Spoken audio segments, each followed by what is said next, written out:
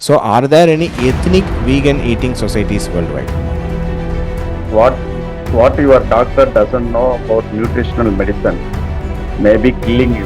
Many of the non-medical people are speaking about it.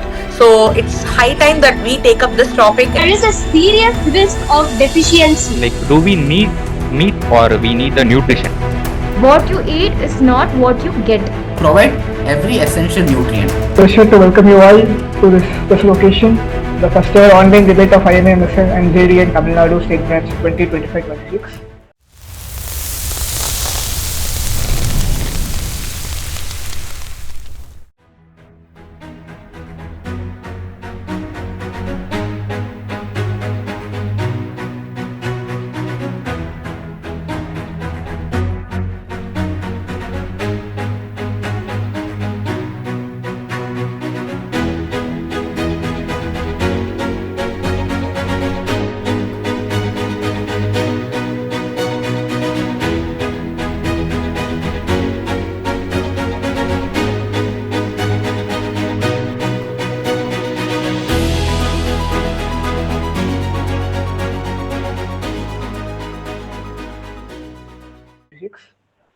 Today's debate is on a very interesting and relevant topic. Is vegan food enough for our nutritional requirement? It's a topic that beautifully blends science, nutrition, and lifestyle, and I'm sure we are about to witness some of the wonderful thoughts from our young medicos tonight. Before we begin, I would like to take a moment to thank all our respected leaders and my respected seniors Arnagiri sir, Balahariharan sir, Hariram sir, Ajay Karthik sir, and Yashwanta sir for guiding and supporting us from the beginning. Your engagement and efforts had made this event possible. Now to start the event, I warmly invite our esteemed leaders of IMA-MSN Tamil Nadu State Branch to share a few words and bless us with their motivation. Abdul Hassan sir, few words from you. Good evening, Aakash and all my boys and girls, Arun, Hari, Dr. Jamuna. I am very happy that our boys are, taking up such kind of projects. They build their own legacies, and we have given them all liberty and opportunities to organize and hold such a kind of such kind of meetings on very important, vital, crucial topics. Our Arun, who is expert in this kind of field of nutrition, diet, whatever we call, will throw more lights on this particular question, whether the vegan food is enough for nutrition needs. In this context, I would like to tell our friends one thing, that there is a book called, maybe Arun might have read, but I have read this. There is a book by Ray Strand that, this is kind of a book on related to the present scenario. The topic is like this: what your doctor doesn't know about nutritional medicine may be killing you. That is the title of the book itself by Ray Strand. So I think nutrition and diet have taken center stage in today's life.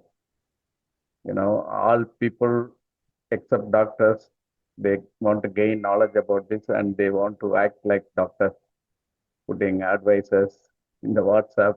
So I think this particular meeting will help you to gain more knowledge about dieting, and also I wish all the delegates to have more and more carry home message from our speaker, Dr. Arun, and I wish all the office bearers of IMSN to organize such programs in the future and leave your stamp in the MSN activity.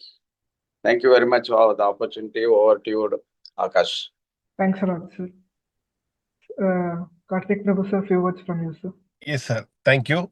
Most respected Abul sir, President sir, and all leaders of MSN and JDN. I'm actually very proud about our patrons of MSN and JDN and also the leaders, especially Hari sir and Jamuna madam. Phenomenal job. wonderful, and my great respects to Arunkumar sir, because his clarity and the jovialness in which he takes any program, let it be from Nia Nana to whatever, a committed person. Look more to hear from you all. Best wishes to the program and all the entire young MSN team. Good show. Thank you. Best wishes. Thanks a lot, sir. Hariharan, sir. Yeah. So, good evening to one and all present here, respected Abul sir, Karthik Prabhu sir, Arun Kumar sir, Dr. Jamna Rani ma'am, all the MSN and JDN leaders, and all those who have volunteered to have the debate on vegan. I think we have a wonderful, host for the debate, Dr. Arun Kumar sir. I think he's a subject expert. And thanks, Dr. Jamna, for arranging such a wonderful speaker. We have lots of events lined up in the coming days. I think we are going to have some career guidance series by JDN that's going to start. And then we'll have a sepsis continuum, a physical meeting in Chennai on November 8th. And then I think the RRC program is going on very well. I guess we will have lots of papers. I think we can request either sir for presenting them in the Himacon if we have papers ready. So that would be a wonderful idea. And then other thing is, I think Abul sir has come up with a wonderful idea of having medal exams instituted in college. I think sir is working on that, and then we will have it very soon. So thank you. Sure, sir. Thanks a lot, sir. Jamna ma'am, few words from you, ma'am. Good evening, one and all, my dear MSN JDN team. So, as usual, a very wonderful initiative and really need of the hour topic. Vegan diet. See, as told by Abul Hasan sir, many of the non-medical people are speaking about it. So it's high time that we take up this topic, and we have our wonderful judge, Dr. Arunkumar, and sir is a national celebrity, the right person for this topic. And I'm pretty sure that all our students will really do a very nice debate. All our expert speakers are there. So we will have our IMA-MSN Nia Nana today. And along with you all, I'm also very much excited to listen to this debate. So let's have a happy, healthy debate starting. Thank you so much for the opportunity, and over to the host and the speakers. I'm looking forward for the debate. Thank you, guys. Thanks a lot, ma'am. Thanks for all the leaders for inspiring words. Now I request our State General Secretary, Mr. Balaharihan sir, to kindly share the rules and guidelines of today's debate. Good evening, everyone, and all the participants, leaders, all the participants. So I'm going to read the rules of the debate once. So there will be two teams, one supporting and one opposing the motion. Each team consists of 5 participants. Each participant will be given 6 minutes to present their views. A gentle reminder will be given at 5 minutes, and participants are requested to conclude by 6 minutes. The team supporting the motion will begin, followed by the opposing team. Each participant will speak individually, and no questions will be asked during the speech. Time for questions will be given after each speaker finishes. After each speaker finishes, the opposite team may ask one cross questions. The speaker may answer or clarify briefly. Questions must remain respectful, relevant, and concise. Once all participants completed their turns, the judge or moderator will ask 4 questions to both the teams. Each team will defend their perspective and justify the reasoning clearly and logically. All information shared should be accurate, evidence-based, and from valid or verified sources. As this is a great topic, we plan to record, edit, and post the debate instead of live streaming. Hence, please avoid controversial statements, unsupported claims, or any non-proof based information. The goal is to keep the discussion educational, balanced, and medically sound. This is an informative session, not a competition, so maintain mutual respect and professionalism. Avoid interruptions during speech. Ensure good internet connectivity and clear audio or video. The moderator instruction will guide the session for smooth flow. All the best to all the participants. So, over to you, Aakash. Thanks a lot, sir. Thanks a lot. Now I will kindly request Patani ma'am to invite our honorable judge and officially flag off the debate.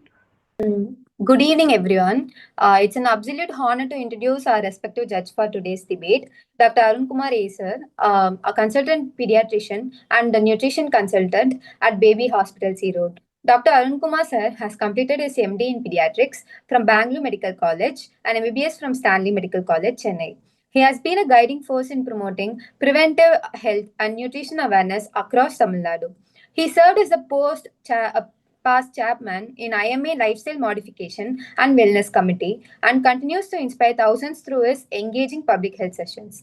Beyond the clinic, Dr. Arunkumar sir is a familiar and trusted face in social media through his YouTube channel, Dr. Arunkumar, with over 1.9 million subscribers and across platforms like Instagram and Facebook, where he simplifies complex medical concepts into practical public health tips to everyday life. He is also the author of an acclaimed Tamil health book, Arogyam or Plate, which has motivated many to adopt healthier lifestyles. We are truly privileged to have such a passionate physician and educator and influence with us today. With that, I warmly invite Dr. Arunkumar A. Sir to share a few words and officially flag off today's debate event.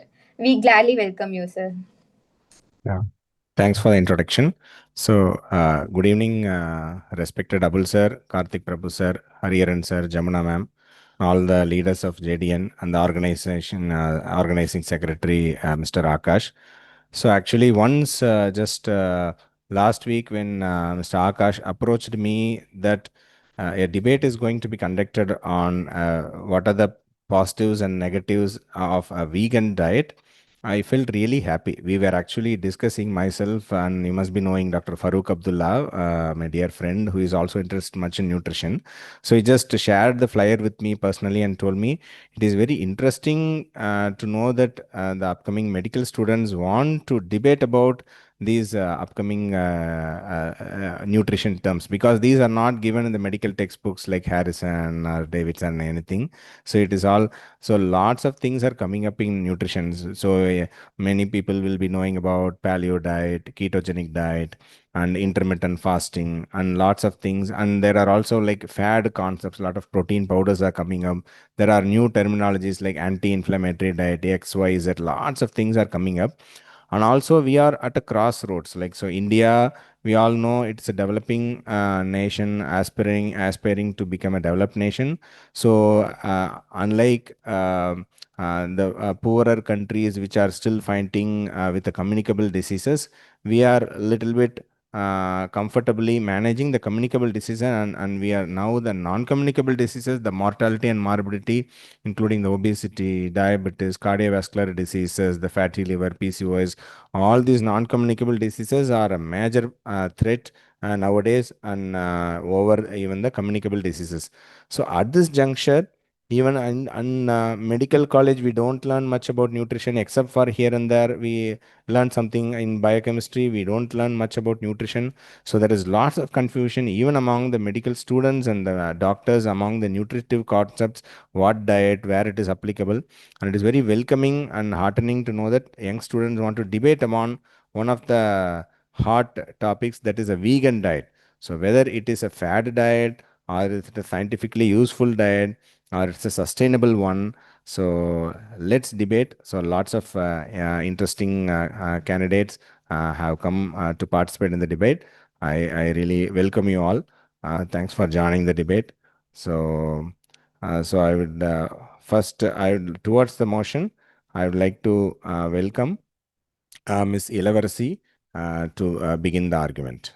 Respected judges, fellow debaters, teachers, and my dear friends, a very good evening to one and all present here. Today, I stand before you to speak on a truth that is reshaping the world, vegan vitality. That is, vegan food provides complete nutrition. Let me begin by asking a question. What gives us life and energy every single day? It's not just food, but the quality of food we eat. The vegan diet, which includes only plant-based foods, fruits, vegetables, pulses, grains, nuts, and seeds, is often misunderstood as a restrictive diet that lacks nutrients.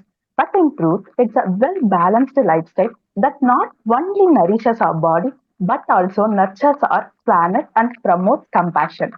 Nutrition. Nutrition means getting all essential components, carbohydrates, proteins, fats, vitamins, and minerals in right proportions. Plant-based food items provides all this when they are planned properly. Many argue that vegan diets lack proteins, but that's far from the truth. Foods like lentils, beans, chickpeas, tofu, nuts, and soy are excellent sources of proteins, and they are rich in essential amino acids. Iron and calcium, these are commonly associated with meat and dairy products, but it's not true. These are abundant in spinach, kale, tofu, sesame seeds. Avocados, flax seeds, and walnuts supply omega-3 fatty acids, which is vital for heart and brain health. Thus, with diversity in food choices, a vegan diet provides complete and balanced nutrition. Now, let's turn out to scientific evidence. The American Dietetic Association, the British Dietetic Association, and the World Health Organization have all confirmed that a well-planned vegan diet is suitable and nutritionally adequate for all the stages of life from infancy to adulthood. A well planned vegan diet is suitable and nutritionally adequate for all stages of life. Harvard University study 2021 found that plant based diets reduce the risk of heart disease by 25%. And according to the American Heart Association, replacing animal protein with plant protein improves heart function and lowers cholesterol. So vegan food isn't a modern fad. It is a scientifically baked path to stronger health and vitality. From a doctor's perspective, the vegan diet supports a healthy microbiome, improves gut motility, lowers inflammation, all key markers of long-term wellness. If scientific evidence confirms the mind, real life evidence inspires the heart. Let's look into a real life examples. One of the most powerful examples of vegan vitality in India is our very own cricket legend Virat Kohli. In 2018, Virat Kohli made the bold decision to adopt a completely vegan diet, replacing all meats and eggs with vegetable plant-based diets. Many believed that this change might weaken his strength, but the result was just the opposite.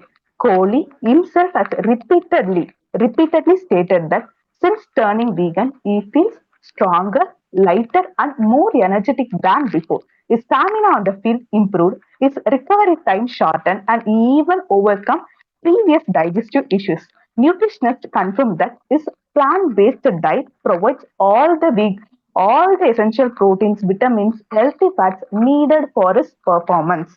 Kohli proves that veganism is not a weakness but a source of strength and vitality. Even after going vegan, he continued to dominate the world, breaking records, maintaining peak fitness, inspiring millions. His journey stands as a living example that vegan foods provides complete nutrition, fueling not only endurance and energy but also compassion and sustainability. Not only Kohli, our mountaineer Kuntal Joshar, the first vegan mountaineer to scale Mount Everest, provide is climbed with plant-based diets.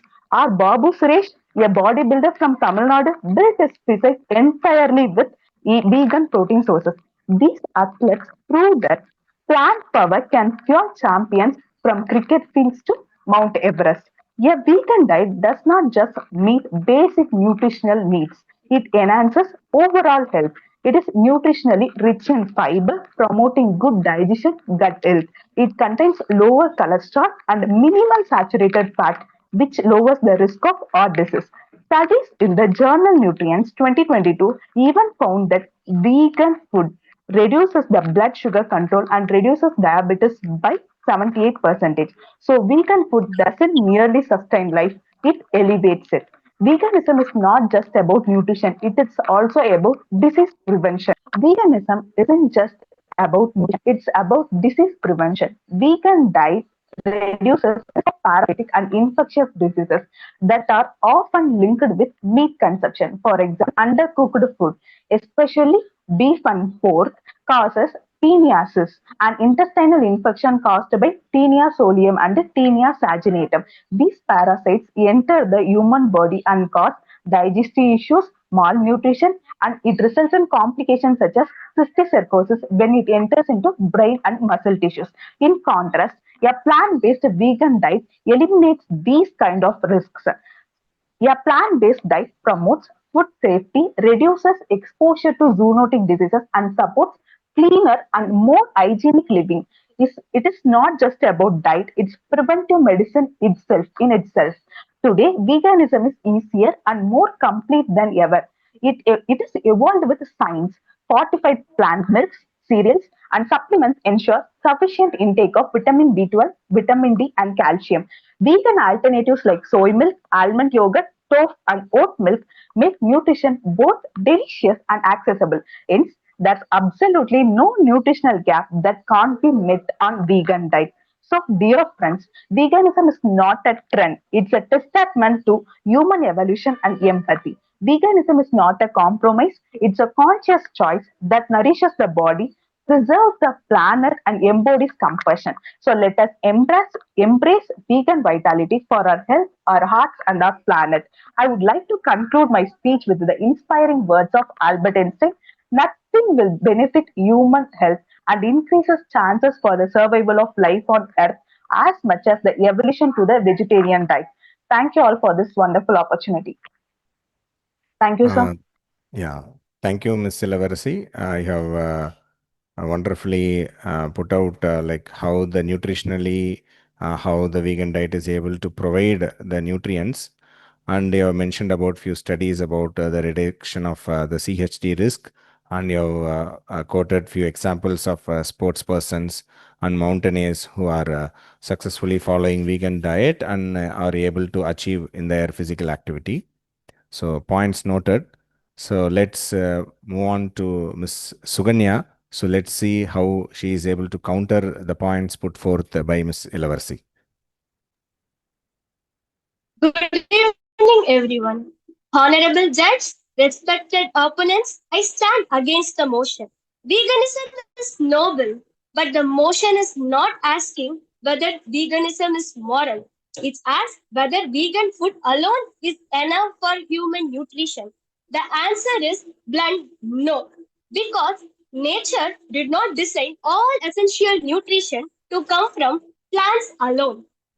Akka told we get more nutrition from vegan. But what about vitamin 12? It's absent in animals. It absent in plants. It actually present in the animals. It's essential for blood and nerve health. Iron and zinc from plants are in non-heme form and are poorly absorbed. Omega-3 fatty acids, vital brain and heart functions comes mainly from fish. So, without animal-based foods or supplements, there is a serious risk of deficiency. That means vegan food alone not naturally sufficient for our body's complete nutrition. They say drinking milk is exploiting animals. But let's look at the reality. A cow gives milk first for her calves, and only the remaining milk is taken by the human. That milk does not come from purity. It comes from the care and coexistence. And first, the cowmans that in villages, if we see, means the milkmans. The cows carry a deep bond of trust and affection. The cow recognizes the person who feeds her every day, calls her by name, and takes care of him. She does not resist or attack him because she feels safe and loved. So calling it explosion is unfair. It's not always about harm. Sometimes it's about mutual care where both human and animals depends on each other for survival. That's the natural relationship our ancestors built, not cruelty, but coexistence. They are saying killing animal is wrong. And yes, emotionally I agree. But let's not forget that nature itself is built on balance. There are carnivores, omnivores, and herbivores. That's how our ecosystem is survives. Humans are biologically omnivores. Our teeth, our digestive system, our natural nutritional needs all evolved to take both plants and animal foods. Even if consuming animals feels ethically uncomfortable, it remains a natural and balanced source.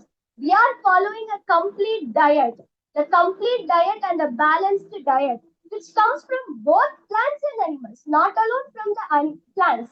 Because the nature itself, our ecosystem itself, will like we are omnivorous. Naturally, we are evolving like we are omnivorous. So rejecting all animals' food completely is not just a moral choice. It's going against the natural design for our own biology. And even doctors suggest eggs for protein, a good reference protein source. Even books say the reference protein source is egg. Egg has essential amino acids which will and which takes very good place in tissue repairment and which helps it has numerous amount of nutrients and all agrees. And milks, which is very essential nutritive source. Even the growth of the child is depends on the milk and the egg. These both are the very essential source that the growing of the child which helps and which plays a major role. And even pregnant women, we suggest to take when the pregnant woman is severely risk.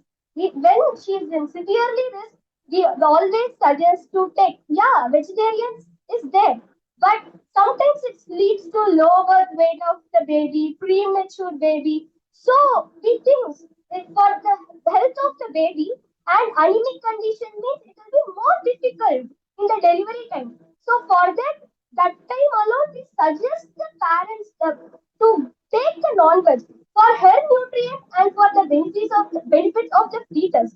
And my conclusion by this is vegan food can never fully meet all human nutritional needs without supplements. And if we depend on pills and fortification methods, it proves that point vegan food alone is not enough. We are omnivorous by nature. And our heart and our balance, we are balanced by all the foods. And our body is designed like that. That's what keeps humanity and health alive. Therefore, I strongly stand against the motion. Thank you, sir. Wonderful, Ms. Suganya. You have excellently put forth how vegan diet is lacking in many essential nutrients, and you have touched upon the evolutionary point of view and how the basic human physiology has evolved, and whether the human body system is really able to follow a vegan diet without any additional supplements. So she is strongly putting forth the points like supplements are definitely needed for following this vegan diet. So in this, let's see how Mr. Parthasarathi is going to counter the argument of Ms. Suganya. Good evening, everyone. Respected Judge Sir, my fellow teammates, and my worthy opponents. It is indeed an honor and privilege for me to support the motion of veganism among such intellectual people. But unfortunately, the traditional views of the whole concept of nutrition has blinded my fellow opponents. The concept of veganism, first, I would like to state that we read evidence-based medicine every day, but we are not supporting the evidence-based nutrition, which is veganism, and it is highly being supported by the world's top nutrition as the healthiest mode of nutrition. I would like to quote few studies. One is the EPIC Oxford study, where among 65,000 participants who consumed vegan type of food have shown that there is reduced LDL cholesterol level, BP level, and blood sugar level, which we can correlate with our diabetes mellitus, cardiovascular disease, and certain cancers. And when they highlighted that there is a lack of nutrients, so there was a study conducted which highlighted that the plant-based nutrients are rich in essential amino acids such as leucine and lysine.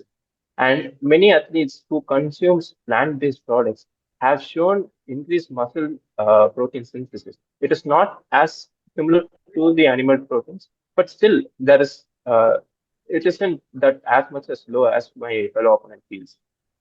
And many people have a misconception that vegan foods are costly. So for that, there was a large cross-sectional study conducted in Brazil where the people consumed unprocessed plant food, yet they met their day-to-day adequate requirements of nutrition. As said by Eckhart Tolle, the primary cause of unhappiness is never the situation, but the thoughts about it. So, the misconception and the lack of awareness is what we are facing today, as our opponents are facing. Yes, as they highlighted, there are certain limitations, such as vitamin B12. For that, we need to thank the countless researchers and research evidences that we can fortify vitamin B12 into plant-based food. For example, there are fortified cereals available, and when we plan adequately, we can include them into our diet. Live and let everyone live. The whole nutrition approach, which consists of both plant and animal, is up to the individual's choice whether they can consume plant-based diet or animal-based diet. Even our respected judge sir has highlighted in one of his speeches, well, when people consume nutrition, which is required, either plant-based or animal-based, it is more than enough. And we need to leave it to the individual. As a physician, we have the responsibility to encourage and enrich with them with the knowledge that what is required by them. If suppose in certain medical conditions, as highlighted this, if there is requirement of animal-based product, then we need to understand and educate the patient regarding this. But at the same time, there is patient's autonomy, and we need to respect. I would like to end my speech by stating the famous quote of Carl Beth. Those who succeed are those who are willing to learn and adapt, as how nutrition science evolves. My dear fellow opponents, kindly try to accept and respect. Thank you. Thank you, Mr. Parthasarathi. So you have quoted about the EPIC study, and you have told that we should respect each person's beliefs, and as a clinician, we should rather support them and rather than criticize them. So you told why it should be encouraged. So let's see what Mr. Ajay Karthik has to say against the motion, and let's see how he counters Mr. Parthasarathi's points. Yeah. A warm good evening, everyone. Respected leaders, esteemed speaker, and my dear friends. So the topic for me today is vegan nutrition. It's against the motion. So while talking, I want to separate the topic into two things. First one is the nutritional aspect, and another one is the practical aspect. So coming to the topic, either be it vegan nutrition or meat-based nutrition, both has its own advantages and disadvantages. Both lacks certain things and both has excess of certain things. And just for the fact of this thing, we can't ignore the another one. As my speaker like Elavasi said that uncooked meat has tinea solium and it causes a disease. It can't be just ignored only if it's the cause of uncooked meat. It has its own advantage, and vegan diet at the same time has its own disadvantage, but only for the aspect of its being uncooked, we can't just ignore the nutritional value of the meat-based food. So coming into the nutritional aspect, obviously vegan food lacks certain nutrients, either be it creatine, carnosine, taurine, vitamin B12, vitamin D3, it's generally less in vegan-based food. So coming for example, I take vitamin B6 as example. The recommended daily allowance of vitamin B6 is 1.3 mg. So coming to the vegan aspect, what the other people say, the richest source of vitamin B6 is potato in plant-based food. So if you want to get the RDA of vitamin B6, which is 1.3 from the vegan-based diet, we need to literally consume 750 gram of cooked potato each day to get the RDA. So which is not actually practically not possible. And coming even to with omega-3, I accept that vegan food has omega-3, but it is not in a sufficient quantity to fulfill someone's need, and at the end of the day, it will lead into someone's deficiency. So coming into the practical aspect, India being a country with 145 crore people, and the children count is literally 43 crore people according to UNICEF. And according to the Women and Child Development under the Poshan Tracker, the severely malnourished people count is 14 lakhs, and the general malnourished is 43 lakhs. So having such a count of malnourishment in this country, how do you feel that despite already following this food system, we aren't able to cater these needs? Now switching on to something new to this country, which lacks actual nutrition than what that's existing over here. How do you think that this new food system will cater the needs of the people? So coming on to a disease which is more prevalent in India, which is anemia. So everyone over here knows that meat-based food, animal food is rich in heme iron compared to green-based food. So how will you combat the anemia in this country now switching on to vegan diet than being on the present-based diet? So if you even want to take supplements or like medicine supplements for anemia, what the physicians prescribe is that apart from medicine-based diet, medicine-based treatment for anemia, we also prescribe dietary changes. So how do you think vegan-based diet would cater the need of heme-based diet in this country in the present situation? And also taking another example, egg in this country, now the schools in Tamil Nadu has introduced the egg as a daily food in the schools to cater the needs of the people. And we are learning community medicine from first year to third and from pre-final year. And we know that what is the nutrition requirement of egg and how that has impacted this country in the nutritional aspect. It has 78 calories and almost all vitamins, only vitamin which lacks is vitamin C. So in the current trend also, egg fails to cater the needs of the country. So despite ignoring egg, how do you state that vegan diet will help this country in combating the nutrition deficiency in this place? So now comes the practical aspect. We all have this meat-based diet, still we lack all in this aspect. So now adopting into something new, which is vegan, which factually also lacks certain nutrients and elements. How do you think that the vegan-based diet is going to help this country in the present situation? And I also want to state a few evidence-based things that back in 2016, the German Society of Nutrition went to such an extent to categorize that for children, pregnant women, and nursing women, the vegan diets are not recommended.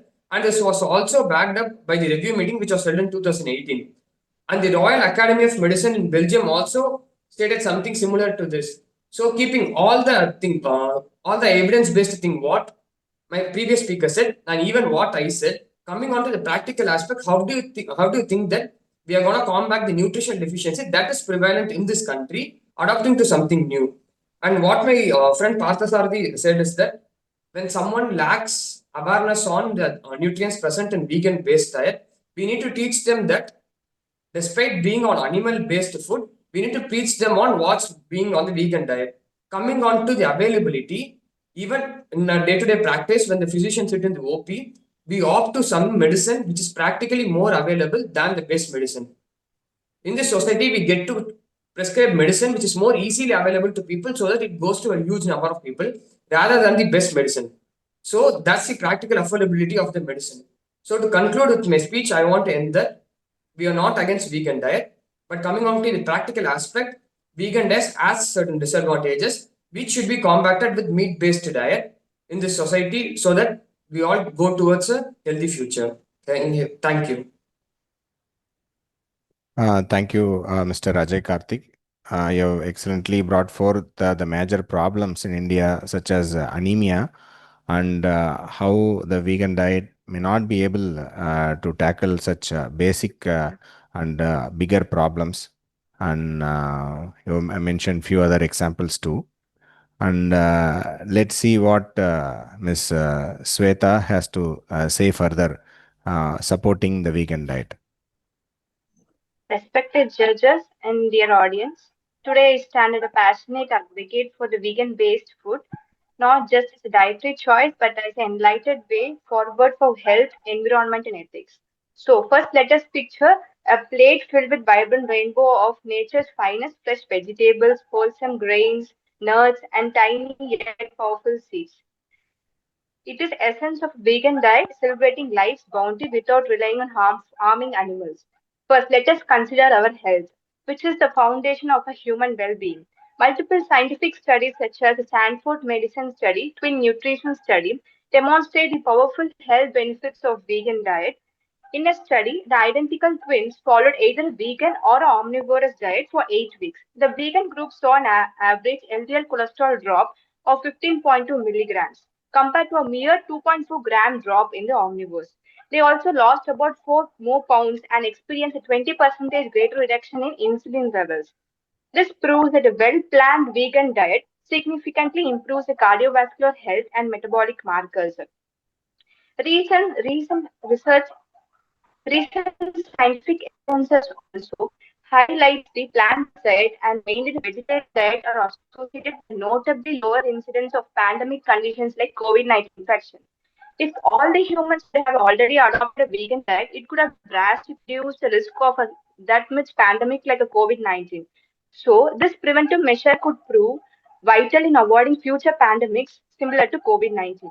Broader research confirms vegan diet are rich in fiber, antioxidants, and vitamins which support lower cholesterol, healthy blood pressure, and reduces the risk of heart diseases. Replacing the processed meat meals with a whole plant food reduces the cardiovascular diseases and type 2 diabetes risk by nearly 23%.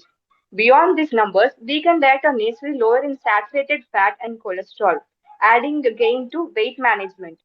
In the wisdom of the Tamil Siddha saying, Unave Marundu, food is medicine, echoes the integral role of diet in preventing and managing the disease. Spices and medicinal plants like turmeric, garlic, drumstick leaves, and aloe vera are famed for anti inflammatory and antioxidant and immunity boosting properties. These traditional elements reinforce the holistic health benefits of plant based diets. The environmental arguments demands our urgent attention. The meat industry is among the leading contributors to greenhouse gas emissions, deforestation, and freshwater depletion. Shifting towards a plant based diet means using fewer natural resources and greatly reducing our ecological footprint. This is a pivotal for ensuring sustainable food system that can nourish the growing global population without depleting our planet. Supporting vegan food is a direct commitment to preserving the earth for future generations. Finally, we must address the ethics of our choices. Factory farming subjects sentient animals to cramped, inhuman conditions, pain, and suffering. Eating meat requires the killing of animals who share us the capacity to feel and suffer. By choosing vegan diet, we reject this cruelty and embrace compassion and respect for all the living beings. However, it is equally important to recognize the social challenges which are faced by vegans in the society. Research indicates that vegan individuals often experience discrimination and stereotype threat which negatively impact their mental health in their peer group. Meat eaters the highlights the urgent need for greater social acceptance and understanding the diverse dietary choices to support the mental health and well-being of everyone. Multiple scientific studies, including a landmark case of a young man with Crohn's disease who achieved complete remission within 6 months to switching over a whole food-based, plant-based diet, demonstrate the powerful benefits of veganism. By removing the animal products and processed food, many inflammatory bowel disease patients have experienced symptom improvement, mucosal healing, and reduced flare-ups.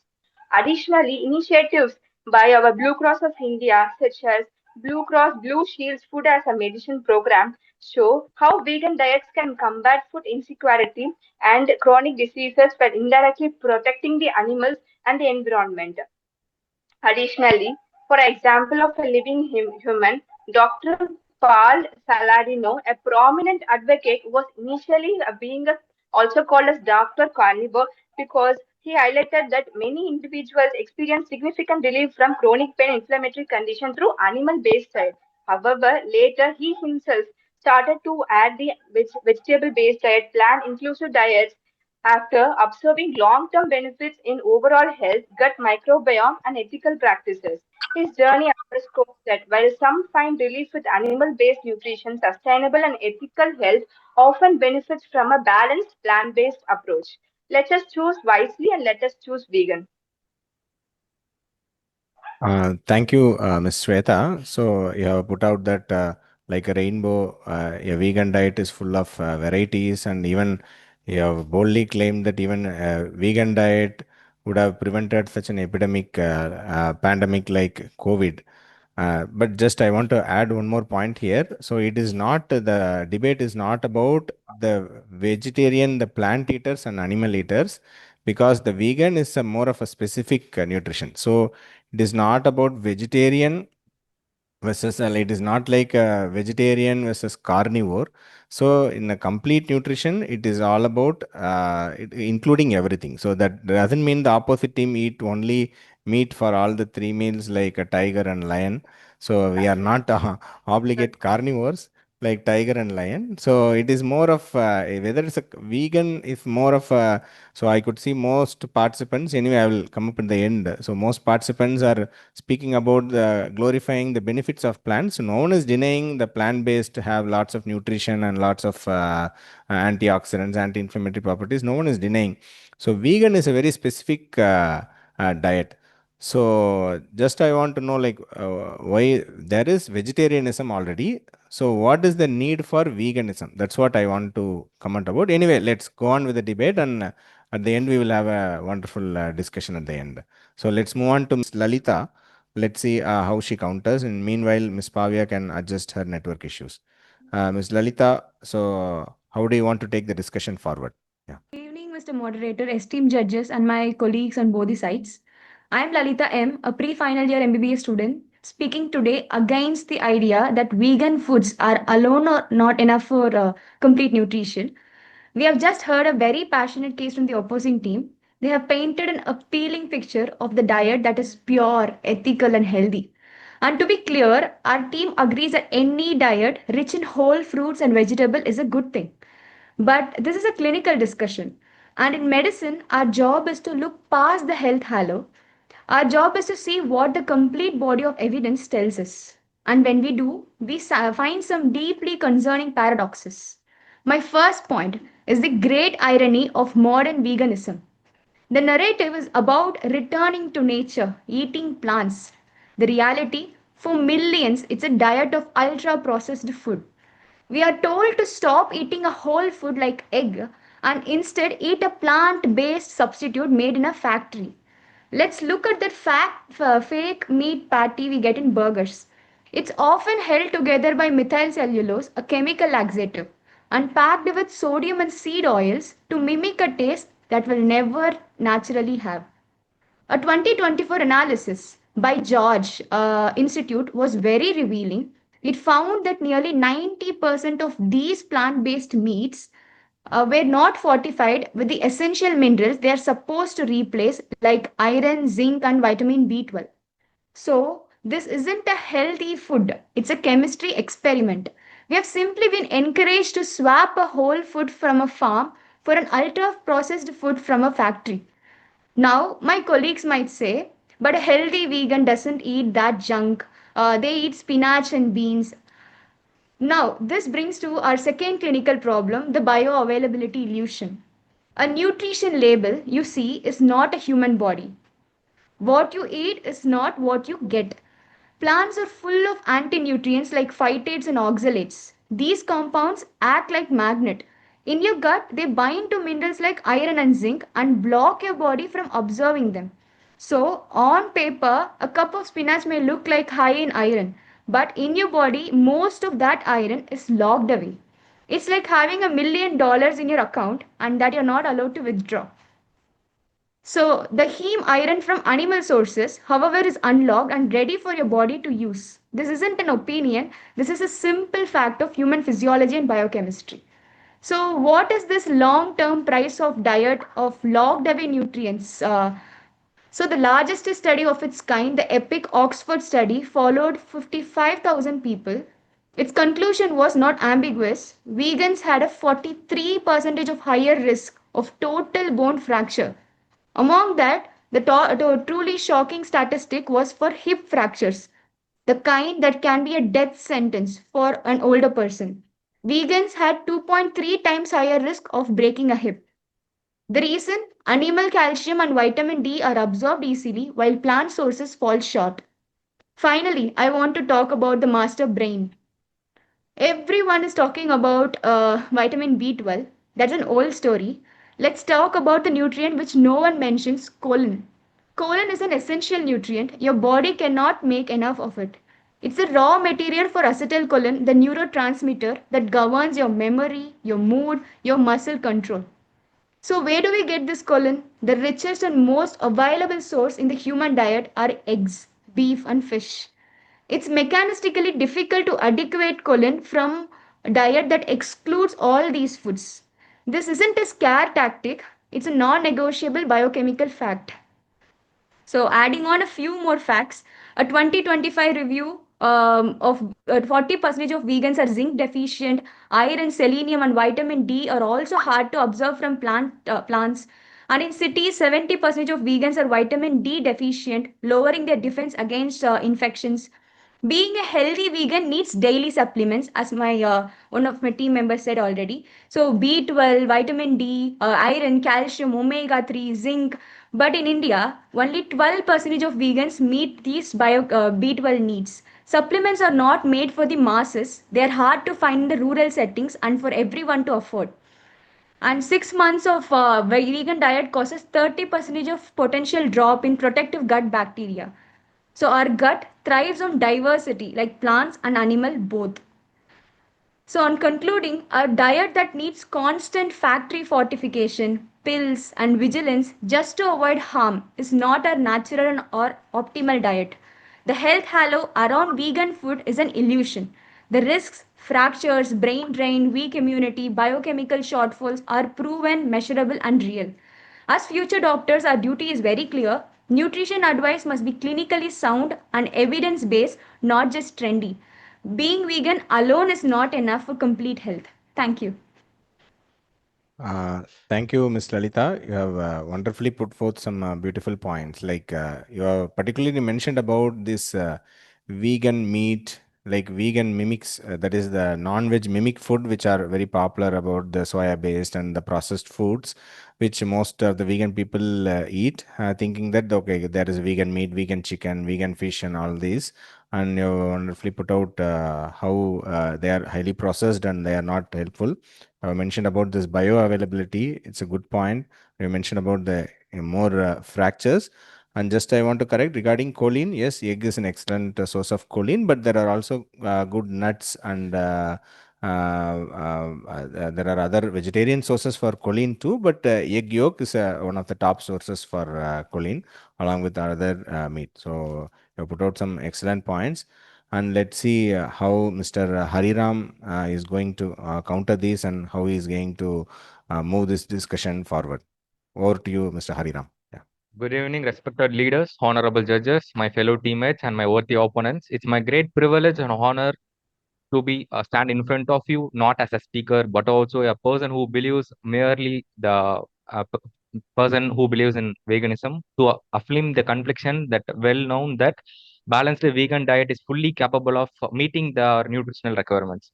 Before starting this argument, like our previous speaker said about our rich choline for a vegan include tofu or a soya milk and many of the vegetables like broccolis and a few things having the rich forms of choline. The recent evidence shows that it also have the contents. And also I need to tell that um, we'll start the discussion by like, do we need meat or we need the nutrition? So actually, often people confuse the tradition with nutrition. We eat foods not only the bodies demand them, but our habits and culture do. But the science doesn't run on sentiment; it runs on the evidences. Even today, our overwhelming support that well-planned vegan diet 100% meet our body nutritional needs. As 2024 Harvard Medical Review and the multiple Lancet nutrition studies confirm that a plant-based diet reduces the risk of hypertension, diabetes mellitus, and heart disease while maintaining an adequate level of essential nutrition.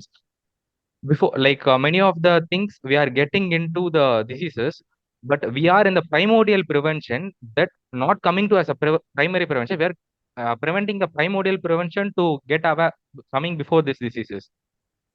Let's talk about the origin.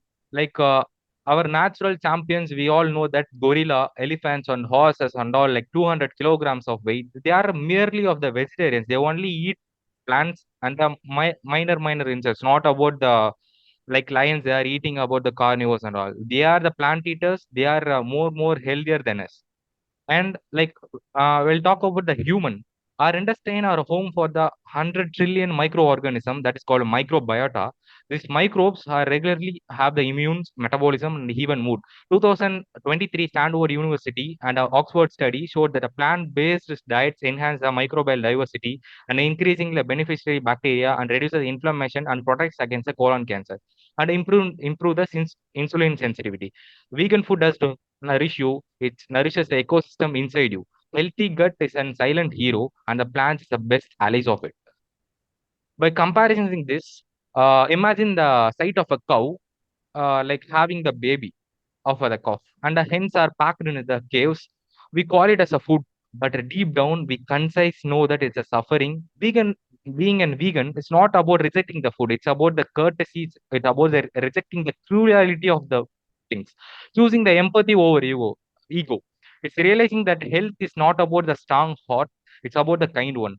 Future doctors will thought that first we do not harm. When the principle doesn't stop in the hospital, start at the dining table also. And as a global impact aspects, around 14.5% of the global green gas emissions are more than all cars, planes, and ships combined. We are producing 1 kilogram of meat consumes 15 liter of water, while lentils or other less than 100 liters. When we choose a vegan plate, we are just saving our arteries. We are just saving the rivers, forest, and ecosystem. In each of our replaced our one meat meal with a week with a plant-based ones, we would have saved 40 liters of water per year. Vegan food does not give like clean energy. The enhances the gut with good bacteria, nourishes the plant with sustainability, fills the heart with compassion. We often say that we are have the eat. If we have the true and we eat vegan, we become a reflection of life, a gentle remind and a kind.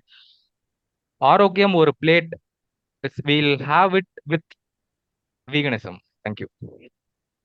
Thank you, Mr. Hariram. You have spoken about the animal rights and regarding the sustainability, and I think it was a slight deviation from the actual concept of this debate. So we wanted to mainly conduct this debate on the basis of nutritional and the medical point of view, rather than the sustainability and the animal rights. Anyway, you have put forth some wonderful points from your perspective. And let's move on to Ms. Pavia. Let's see what she offers in the table for discussion today. I'd like to start the debate with some research points. So multiple studies like EPC Oxford shows that there is vitamin B12 and calcium and vitamin D deficiency who consider a strict vegan diet.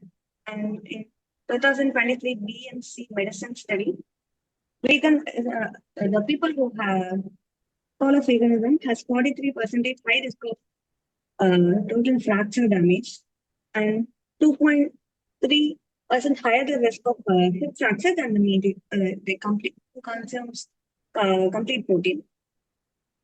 And so I would like to say that I will give a counterpoint that animals do, like animals like vegan animals like things do eat plants and so things. We human cannot digest things like what animals do. I'd like to say that.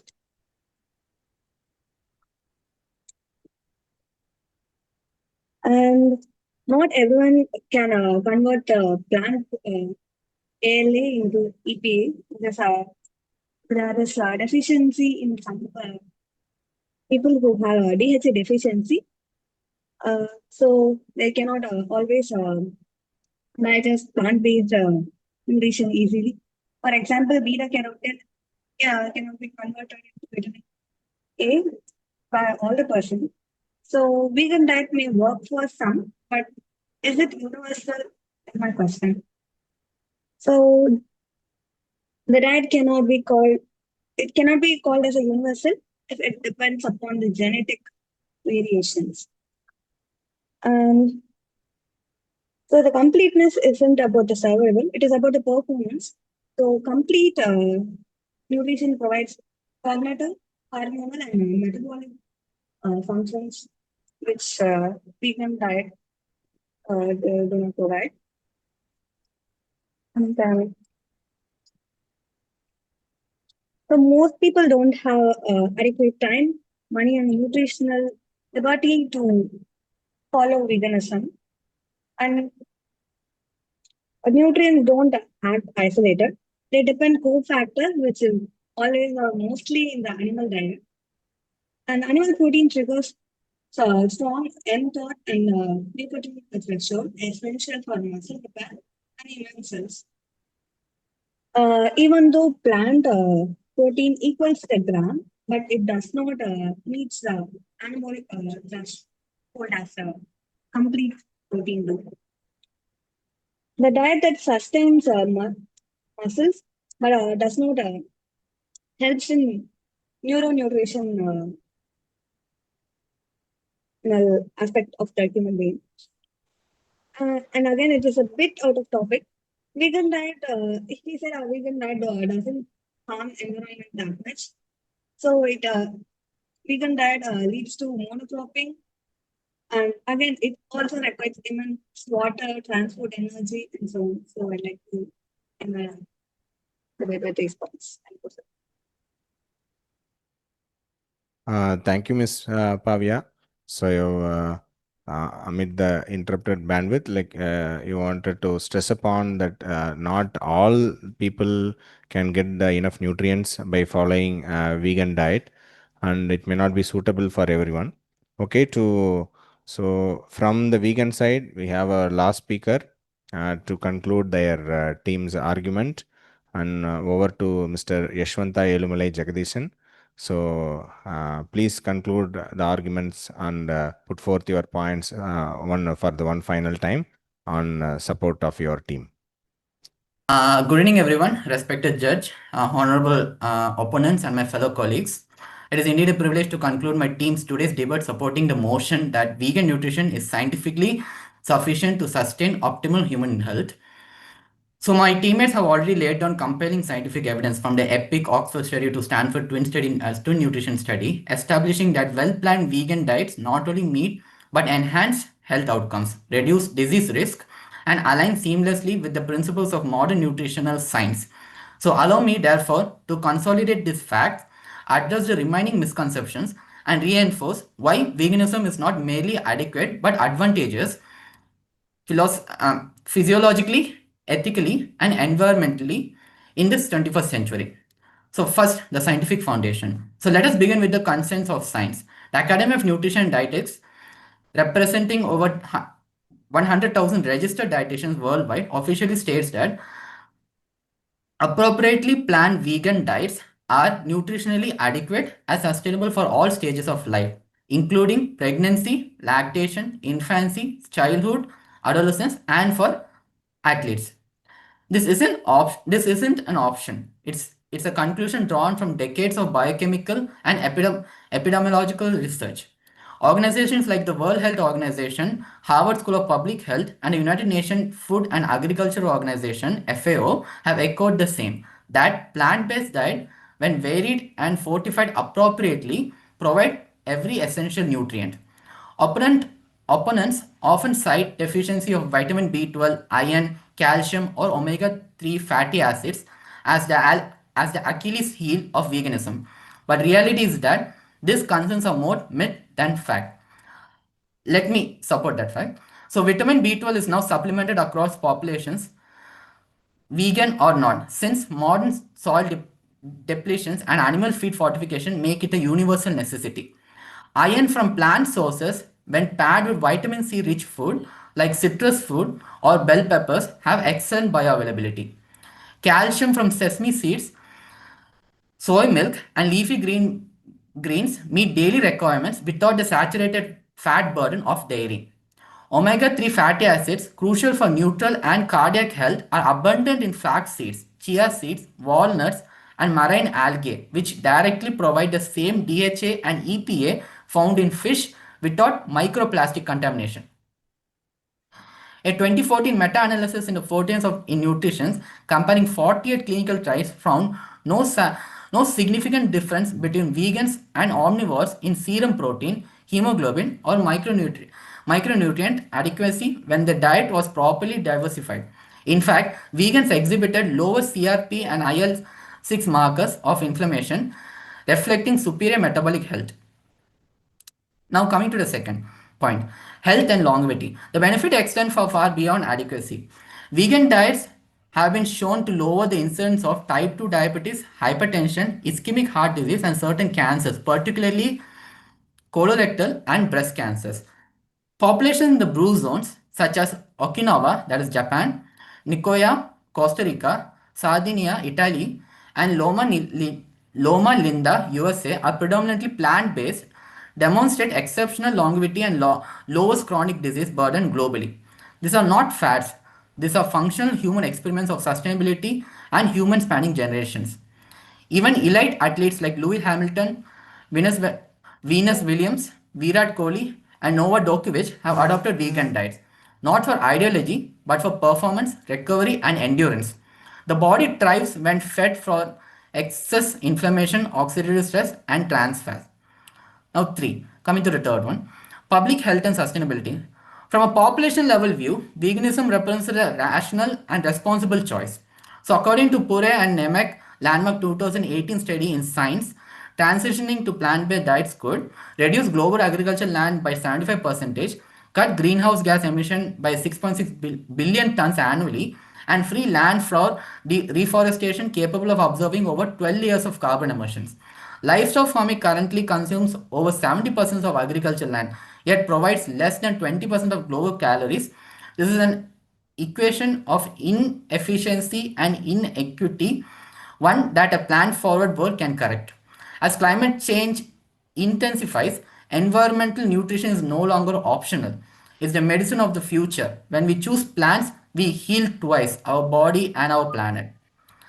Ethical and cultural dimensions. So ethically, veganism is a practical expression of ahimsa, non-violence in thought, word, and deed, deeply rooted in Indian philosophy and scriptures. It's not a Western import. It's a return to our own civilizational wisdom. So traditional Indian diets such as millets, pulses, lentils, leafy greens were inherited plant-based long before the term vegan existed. In this sense, modern veganism is ancient Indian nutrition rediscovered by modern science. And from a socio-economic standpoint view, plant-based foods are more accessible, affordable, and equitable, especially in developing nations. Promoting vegan diets can reduce protein energy malnutrition using locally grown lentils, legumes, and grains, supporting both rural farmers and community health. Retributals and prospective. To those who argue that veganism is restrictive, I say no diet in history has ever been more diverse or inclusive than the global plant-based movement. From Indian curries to Mediterranean salads to East Asian stir fries, veganism spanned culture, flavors, and creativity. And to claim that human evolved as omnivores, yes, we did. We also evolved intellect, empathy, and innovation. Evolution gave us the choice, and today we have the science and resources to choose compassion over compromise. Even medicine is evolving beyond pharmacotherapy, beyond preventive nutrition. The concept of food as medicine, championed by the Blue Cross Blue Shield Foundation and the EAT Lancet Commission, shows that plant-based diet reduce hospitalization, healthcare costs, and diet recurrences. So, in conclusion, veganism is not an act of restriction, it is an act of realization. It is a holistic, evidence based approach that meets every nutritional requirement, enhances longevity, reduces disease risk, safeguards ecosystem, and aligns with humanity's moral compass. It is not about exclusion, it is about enlightenment. It's not about deficiency, it's about efficiency in nutrition use, resource use, and compassion. So, when we ask, is vegan food enough? The answer sounds yes, enough to nourish the body, enough to sustain the planet, and enough to uphold the values that define our humanity. Thank you. Thank you, Mr. Yashwanta, and you have concluded your team with some good points. You have mentioned about the blue zones and the longevity and the importance of how even though man evolved as omnivore, we have our intellect to choose our option. Let's see what the final speaker, Ms. Chandini, has to say on opposing the motion, and let's see how she concludes the team's points. Good evening, everyone. I'm Chandini, a final year medical student. I stand here not to oppose compassion or environmental care, but to remind us that the heart of this discussion is human health, guided by medical science, not dietary ideology. We deeply respect vegan choices, but from a medical and nutritional standpoint, vegan food alone cannot fully meet all physiological requirements without supplementation or fortification. As Suganya mentioned, vitamin B12 is a water-soluble vitamin that plays a vital role in the nervous system, blood formation, and cell metabolism. It is found naturally only in animal-based foods like meat, eggs, milk, and fish. Plants do not produce or store B12, which makes it a critical concern in vegan diet. It also influences bone health as it leads to higher fracture risk in vegans because it contains low calcium and vitamin D. It also has an abrupt difference in non-heme and heme absorption. In medicine, our duty is not to promote trends but to promote health. Let us encourage individualized nutrition where each person's diet or ideology. So to conclude, vegan food can promote health only with careful planning and supplementation. And a mixed balanced diet provides natural completeness, fulfilling over our physiological needs without medical correction. Nutrition, also like medicine, must be personalized, which is useful for like one may harm another. Also, fortified food is not always available and is not practical in rural areas. A complete diet with both plant and moderate animal sources remains the most sustainable and scientifically validated way to ensure holistic nutrition. A vegan diet can be healthy but is not inherently complete. So we are Team Complete Nutrition, advocating for balance, not bias, and for health and not hype. Thank you. Thank you, Ms. Chandani, for summarizing the points. So let's move on to a final discussion. So I would request all the participants, all the speakers to turn on their mic so anyone can answer. So first, so we saw lots of things, discussion about the nutrients, the studies about mortality, cardiovascular risk, the sustainability, and the compassion towards the animals and all that. So I want to ask a basic question. When did this vegan diet started and what is the need for such a diet? So can anyone say from the vegan team? When did this vegan diet start? What is the need? So how long is the duration of Homo sapiens and when did this vegan diet started? What is the need for such a diet?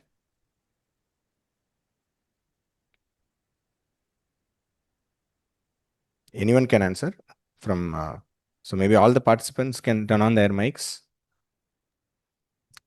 I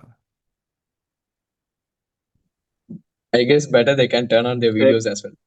Yeah, you can turn on their videos and turn on your mics.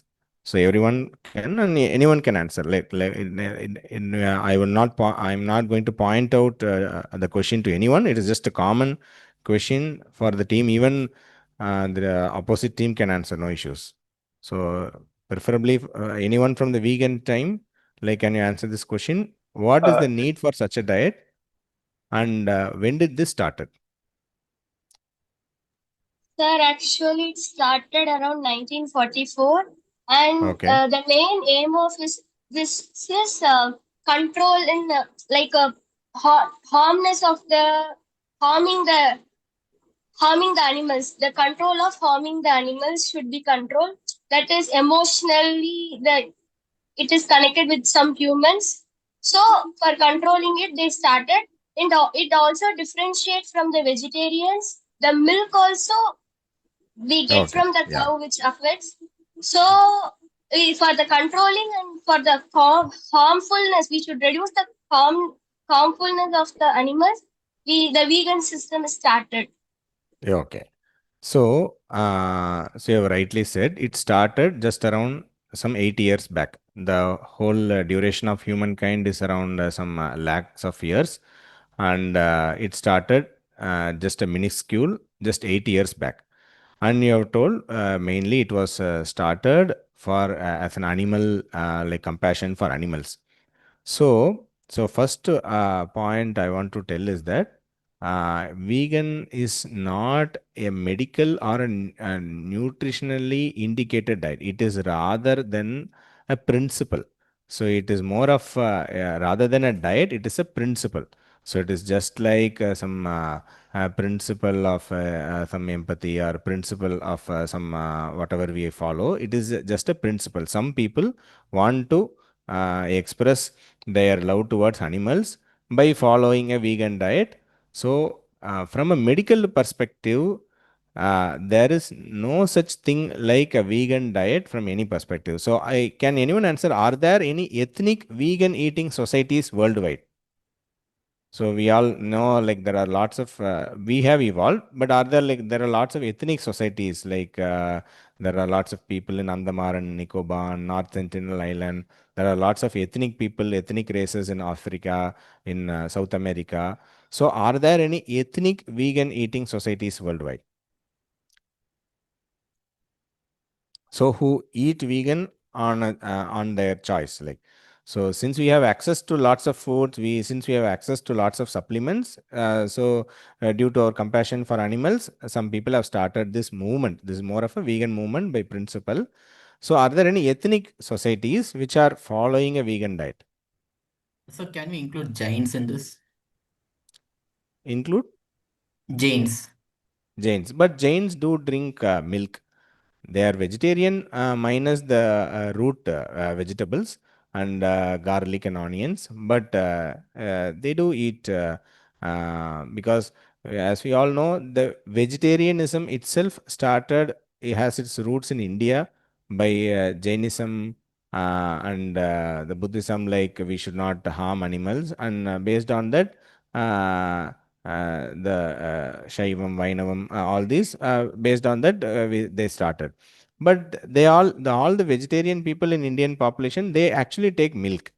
So I want to point out there are no ethnic like vegan eating societies anywhere. There are lots of still hunter-gatherer population like Hadza, Inuit in north, the Arctic regions, then the Maasai regions, and the Sentinelese people, the Andaman Nicobar, the tribal people are there. So there are lots of still hunter-gatherer population who are even surviving without contact with the current world, but they thrive on diet with a significant animal proportion. So there are no ethnic vegan eating. So that means in from an archaeological and evolutionary point of view, there is no, by default, there is no vegan eating societies worldwide. So also I want to point out one more point that we all know we are Homo sapiens. We evolved from Homo erectus, and the Homo erectus evolved from another species called Australopithecus.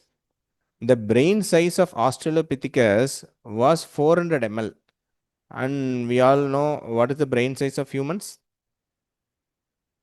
It is at least by around 1500 ml, right? 1500 cc. So the brain size of Australopithecus was around 400 ml, and the Homo erectus brain size for 1400 ml. So that was a 1000 cc increase in the brain size.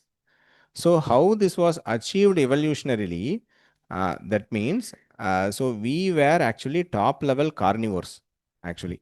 So because of started eating meats, dense calories from meat, B12 and the long chain omega 3s, along with cooked food, because the man started getting the less requirement for longer guts to process animals. So someone mentioned about giant animals like elephants, buffaloes, cows. These are all large, not because they are fatty. Just I want to mention these are all large because they have long guts and they have large fermenting thickening. Even gorillas, which are predominantly vegetarian, they have large, massive fermenting colons. But carnivores have short intestine.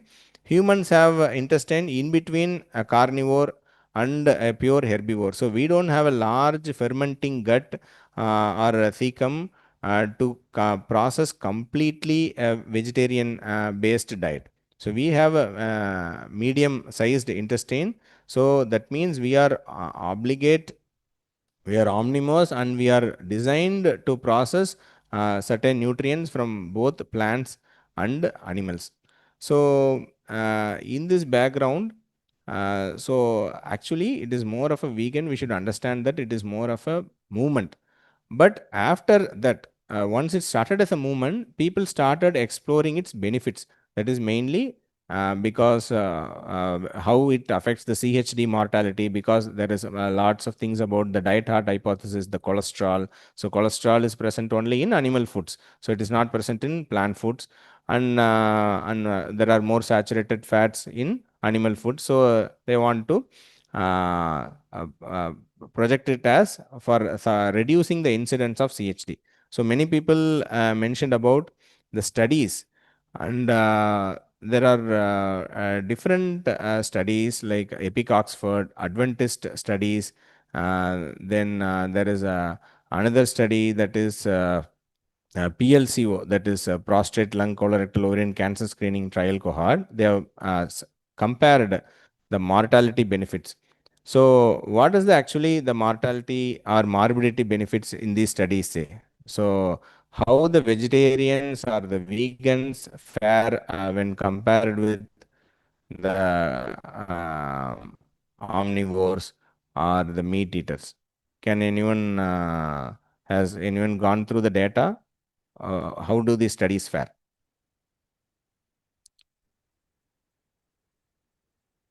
So there is there are three main studies which have mainly compared the mortality and morbidity, even the overall and the cardiovascular. Either there is the Epic Oxford study and the Adventist study from USA, Epic Oxford study from UK, and there is another PCOLA study that is again from US.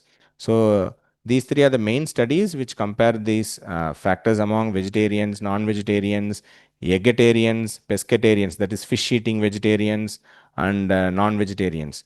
So can anyone just summarize what do these each studies they have found out? Sir, Harvard University studies tell that plant-based diets reduce the risk of heart disease by 25%. Adventist Health study, this study includes 90,000 people, and it also tells that vegans have lower rates of obesity, diabetes, and cancer, and tend to live longer. I don't know that percentage, sir, but the study includes 90,000 people only, I know. Okay. So mainly the in Epic Oxford study, the main data was the in Adventist study was the one study it is usually quoted by most of the vegan advocates, because the adjusted hazard ratio for all cause mortality was 0.85, and in vegans when compared to non-vegetarians, which was 0.92, a slightly less overall mortality in vegans. But there are other studies, as I said, and there is another PCOLA study, which again almost 120,000 people screening general public. There was no mortality risk difference between the lacto or ovo vegetarians or vegans or meat versus fish eaters. In fact, this study they told that this study concluded that vegans had little bit higher risk of mortality when compared to the meat eaters. In PCLO study, the same 120,000 people. In Epic Oxford study, the vegetarians did not have a significantly low mortality. The result was a little bit ambiguous, and the result was different. In ischemic heart disease, the mortality was less for vegetarians, but for stroke, the mortality was more for vegetarians and vegans. So just we have to decide whether we have to die by hemorrhagic stroke or whether we have to die by heart attack by choosing the diet option. So that is what so heart attack வேணுமா stroke வேணுமாங்கிறத decide பண்ணிவிட்டு நம்ம என்ன டயட்டுங்கிறத choose பண்ணோம். அப்படி தான் வந்திருக்கு. So இந்த எல்லா ஸ்டடியும் பார்க்கும்போது like why do you think there are these are large studies like 1 lakh, 1.5 lakh, 2 lakh people பண்ண studies இதெல்லாம். So why do you think there is lots of different? One study says say vegans and vegetarians fare better in mortality. Another study says another group they fare better. So why do you think there is a difference in between studies? What is the ambiguity here? What is the problem in such studies? What do you think? Because In it is very evaluating the important. Yeah, people, it is very important to analyze as a medical student, because lots of studies are coming up. We daily we see headlines, right? Say one day you see Hindu paper, one day they will say one egg a day will cause mortality. It will increase your heart disease risk by so much so percent. Then next week there will be another study which says you can eat 2 eggs a day, that actually decreases the stroke risk. So lots of studies are coming up. So why these studies differ in their data and their results? maybe genetic can be the reason. Some people can adapt and some people can't adapt. So genetics can play a role So in it is this. more than genetics. It is about the how far they follow the diet correctly. So it is not about this thing. So Different diet most of the styles, sir. pardon. Different diet styles. Yeah, Like the thing they is actually what happens is that naturally, so as I said, the vegan is not a natural diet for anyone to follow. So it is more of a one, it is a most of a principle. So நம்ம தமிழில் சொல்லணும்னா ஒரு கொள்கை, ஒரு உணவு முறை அப்படின்னு சொல்றதை விட ஒரு கொள்கை அப்படின்னு சொல்லலாம். ஸோ நான் அனிமலை வந்து நான் சாப்பிட மாட்டேன், அனிமல் ப்ராடக்ட் சாப்பிட மாட்டேன்னு சொல்றது ஒரு கொள்கை. ஸோ அந்த மாதிரி தான் மக்கள் வந்து ஃபாலோ பண்ணுறாங்க. So usually, what happens is that the bias in such studies is that most of these people who, well, this is not a vegan is not a natural diet. So anyone who wants to follow a vegan diet are actually, they are people who are actually, by the natural bias, they are people actually aiming for improvement of their health. So vegan ஏதோ ஒன்று follow பண்ணணும்னு நினைக்கிறவங்களே, so வந்து ஏதோ ஒன்று நம்ம health improve பண்ணணும், நம்ம health ஏதோ ஒன்று பண்ணணும் அப்படின்னு நினச்சி வரவங்க தான் வீகன் டயட்டுக்கு போகிறாங்க. நேச்சுரலாக வீகன் ஈட்டிங் சொசைட்டிஸ்னு வேர்ல்டில் நமக்கு ஒரு சாம்பிள் சைஸே கிடையாது. ஸோ அப்படி இருந்தால் it will be ideal to compare this. So who are people who are following vegan diet, they are actually இது. ஸோ இப்போ நான் ஒரு ஜஸ்ட் ஒரு இது காமிக்கிறேன் பாருங்க, ஒரு டேட்டா. ஸோ இது பாருங்க. ஸோ லைக் இதில் வந்து இந்த வீகன் டயட் இதெல்லாம் வந்து பார்த்தீங்கன்னா, ஸோ நேச்சுரலாக உங்களுக்கு இந்த வீகன் டயட் இதில் வந்து பார்த்தீங்கன்னா, நேச்சுரலாக இந்த ஸ்மோக்கர்ஸு, ஆல்கஹால் ஈட்டர்ஸ் இதெல்லாமே வந்து ஜென்ரலி அதிகமாக இருக்கும். So sorry, not vegan eaters, நான் வெஜிடேரியன் ஈட்டர்ஸ். ஸோ இப்போ ஏன்னா வந்து பார்த்தீங்கன்னா டிஃபால்ட் தட்ஸ் நாட் பிகாஸ் நான் vegetarians like to smoke. So கொஞ்சம் ஒரு செட் ஆஃப் பாப்புலேஷன் அந்த மாதிரி இருக்கும். வீகனில் அவங்க ஆல்ரெடி வந்து அவங்க கான்ஷியஸாக, ஹெல்த் கான்ஷியஸாக இருக்கிற பீப்புள், நான் ஸ்மோக்கிங் இல்லாமல், ஆல்கஹால் இல்லாமல் பெட்டர் எக்ஸசைஸ் பண்ணுற பீப்புளாக இருப்பாங்க. ஸோ அதனால் அந்த பாப்புலேஷனில் டிஃபால்ட்டாகவே வந்து அவங்களுக்கு வந்து பார்த்திங்கன்னா கொஞ்சம் ஹெல்த் வந்து கொஞ்சம் பெட்டராக இருக்கிற மாதிரி இருக்கும். ஸோ அதனால தான் வீகன்ஸ் இந்த மாதிரி ஒரு ஸ்டடி பண்ணும்போது யூஸ்வலாக இந்த மாதிரி ஒரு வீகன்ஸோ இதுவோ நம்ம கம்பேர் பண்ணும்போது பார்த்தீங்கன்னா, நான் வெஜிடேரியன்ஸோட வீகன்ஸ் ஒரு பெட்டராக இருக்கிற மாதிரி ரிசல்ட்ஸ் இருக்கும். அதனால தான் ஒரு ஸ்டடியில் ஹெல்தின்னும் ஒரு ஸ்டடியில் நாட் ஹெல்தின்னும் ரிசல்ட்ஸ் வரும். So it is more about how will we follow the diet. So அடுத்த கொஷின் வந்து என்ன அப்படின்னா, அவங்களுக்கு வேறு என்ன கன்ஃபவுண்டிங் ஃபேக்டர்ஸ் இருக்குது அப்படிங்கிறது தான். ஸோ இப்போது another question I want to post to the vegan team. So இப்போ வீகன் வந்து நம்ம மோஸ்ட் நேச்சுரல் அந்த மாதிரி தான் நம்ம சொல்லி we are following the diet. So in this background, so if the vegan is more natural and this thing, so mostly modern vegans rely on fortified foods and supplements to meet their nutrition intake like B12 and DHA, which were once derived from animal sources. Now they have other sources like algae sources and other things. Does this contradict the idea that veganism is a natural or a self-sufficient human diet? So when we want to supplement all these nutrients, so does this contradict the very natural base that it is a natural diet? So how can an entire globe of people can follow a diet with lifelong supplements? So what do you think? Sir, I'm not sure whether it's right, but what I felt is, I guess the core idea of veganism should be to be based on consumption of plant and plant-based products. It's not just naturally occurring plant. And regarding fortified foods and supplements, they have iodized salts. So Back in Yeah. the olden days, there was iodine deficiency very common in the hilly regions, and it was not even accessible to those people. But due to the massive efforts and nationwide programs, we were able to produce salt which is being consumed on day-to-day purpose, which is being fortified.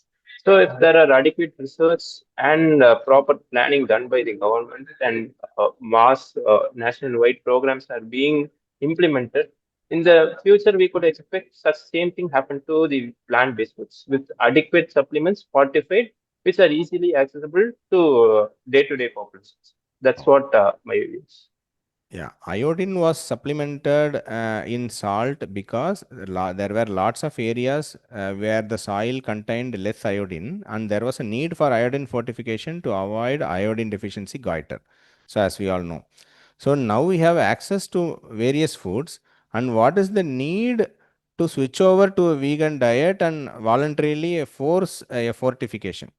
So, since we have access to lots of animal food, so why just the basic question I'm asking is why a person who is on a mixed diet should follow a vegan diet? So why he should switch over apart from the compassion on animals from a medical perspective? Why? So is there any bigger benefit in CHD? Actually, these studies I want to quote another point. Actually, the pescatarians, that is based on mostly the studies, the fish eating vegetarians. So fish and egg eating vegetarians and fish eating vegetarians have actually very low mortality when compared to even vegans in most of this Epic Oxford study and the Adventist study. So the pescatarians have actually a little bit better mortality and other CHD benefits when compared to even the vegans. So what is the need for a forceful transition to such a diet after doing lots of fortification? So why, how do you justify why a person should switch over to vegan? Basic question. So இப்போ அதனால் வீகனுக்கு மாறினா நமக்கு சாவு செத்து போகிறது குறையுமா, வீகனுக்கு மாறினா நமக்கு ஹார்ட் டிசீஸ் குறையுமா, வீகனுக்கு மாறினா ஏதோ ஒரு 4 நோய் குறையுமா? இதில் பெரிய லெவலில் ப்ரூஃப் இல்லாட்டி ஏன் ஒரு பர்சன் கஷ்டப்பட்டு சப்ளிமெண்ட்ஸ் எடுத்து ஒரு வீகன் டயட்டுக்கு மாறணும்? And also another question I want to ask, how it is suitable for children, pregnant women and elderly individuals? So children, when you see the recent WHO complementary feeding guidelines from 6 months of age, WHO consistently argues that any animal source food, whether it is meat or egg or dairy products, should be compulsorily present in a child's diet from 6 months of age.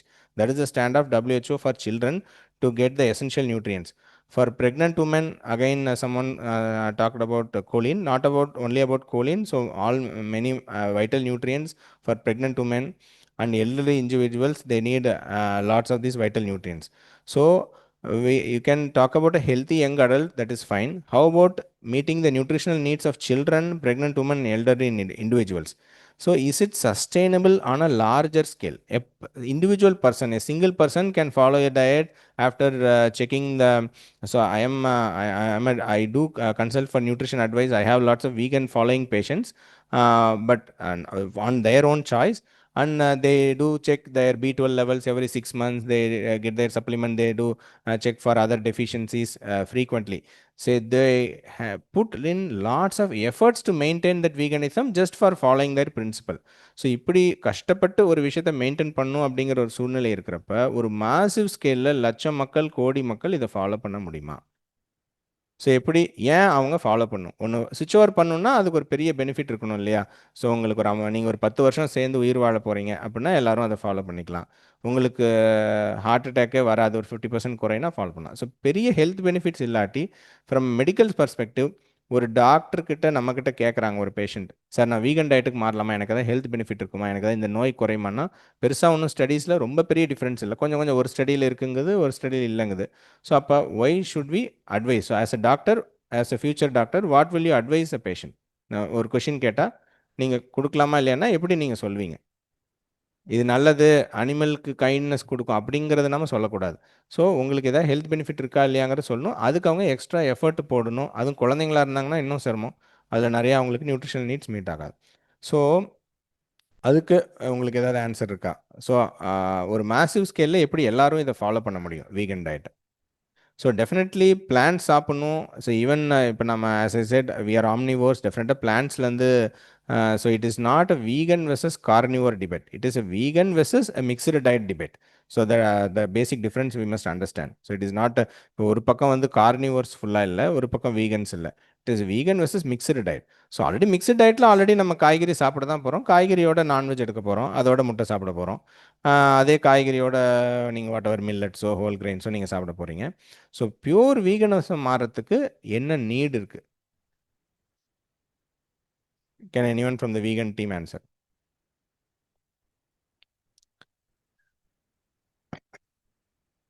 So there is no actual need. So that is what we must conclude. But I want to ask one question to the opposite team. So if a vegan, as I said, it is a principle. So ஒருத்தங்க follow பண்ணணும்னு நினைக்கிறாங்க. It is their choice. We should respect their choice. By man's intelligence, we have found that okay, veganல இதெல்லாம் இல்லை, so இதெல்லாம் என்னால் சப்ளிமெண்ட்டாக எடுத்துக்க முடியும். So அப்போ நான் இதெல்லாம் சப்ளிமெண்ட் எடுத்துகிட்டு நான் வீகன் ஃபாலோ பண்ணிக்கிறேன். விராட் கோலி ஃபாலோ பண்ணுறாரு, அவருக்கு தேவையான ப்ரோட்டீனை கால்குலேட் பண்ணி எடுத்துக்கிறாரு, அவருக்கு தேவையான B12 சப்ளிமெண்ட்டாக எடுத்துக்கிறாரு, எல்லாமே கால்குலேட் பண்ணி கரெக்டாக நியூட்ரியன்ஸ் இருக்க மாதிரி பார்த்துக்கிறாரு. ஸோ ஒருத்தர் 1% due to their principle and their mindset they want to follow a vegan diet. So அப்போது ஆஸ் அ மெடிக்கல் டாக்டர் நீங்கள் ஏன் வேணான்னு சொல்லணும்? அதாவது நான் சொல்கிறது லார்ஜர் ஸ்கேலில் கேட்கல. ஸோ இப்போ ஆப்போசிட் டீமுக்கு நான் கேட்குற கொஷின்.